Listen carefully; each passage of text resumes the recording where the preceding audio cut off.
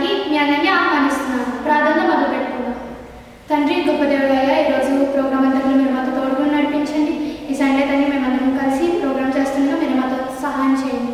అయ్యా, మమ్మల్ని అందరినీ మీ బిడ్డలతో మీరు మార్చుకోమని అడుగుతూ యేసు నామములో ప్రార్థన పెట్టుకుంటున్నాము పరమ తండ్రి. ఇప్పుడు ఒక యాక్షన్ సాంగ్ చూసుకుందాం.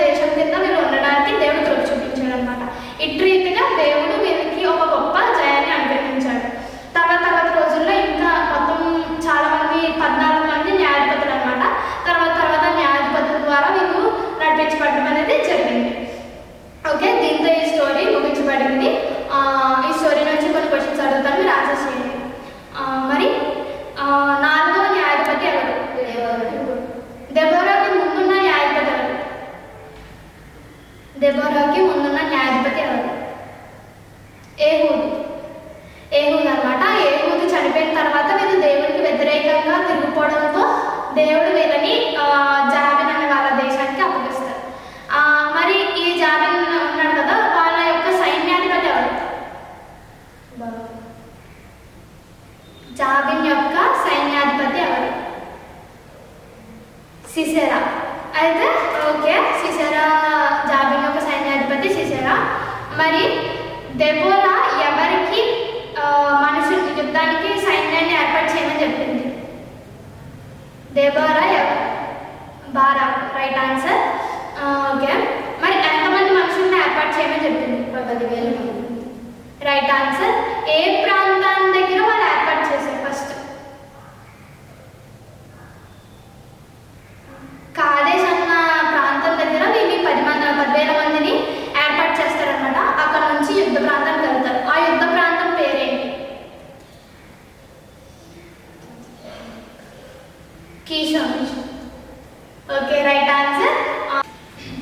మరి ఏ స్త్రీ చేత సిసెరా చంపబడ్డాడు? యాయల్. Right answer. ఓకే, దీంతో క్వశ్చన్ ఆన్సర్స్ ముగించబడింది. లాస్ట్ వీక్ ఇచ్చిన మనస్తాపం. యెహోవా కృప మన ఎడల హెచ్చుగా ఉన్నది, ఆయన విశ్వసత్య నిరంతరము నిలిచును. కాబట్టి సమస్త అన్యజనులారా యెహోవాను స్తుతించుడి, సర్వజనులారా ఆయనను కొనియాడుడి, యెహోవాను స్తుతించుడి. కీర్తనలు 117వ అధ్యాయం. ఓకే, ఈ వీక్ కంఠస్థాపన తెలుసుకున్నాం. కీర్తనలు 119వ కీర్తన 1 నుంచి 4 వచనాలు. యెహోవా ధర్మశాస్త్రం అనుసరించి నిర్దోషంగా నడుచుకున్న వారు ధన్యులు, ఆయన శాసనములను గైకొనుచు పూర్ణ హృదయంతో ఆయన వెతుకువారు ధన్యులు. వారు ఆయన మార్గములలో నడుచుకొనుచు ఏ పాపమును చేయరు. నీ ఆజ్ఞలను జాగ్రత్తగా గైకొనవలెనని నీవు మాకు ఆజ్ఞాపించున్నావు. దేవుడి వాక్యం దీవించునుగాక. ఆమేన్. నెక్స్ట్ వీక్ ఈ కంఠస్థ వాక్యం అడుగుతాను, మేము నేర్చుకుందాం. ప్రార్థనతో ముగించుకుందాం. స్థుతి స్తోత్రం తండ్రి, ఇదిగోండి ఇష్టపరిచిన నెంచిన వరకు మీరు కాసుకోవడానికి మీకు వందనాలు.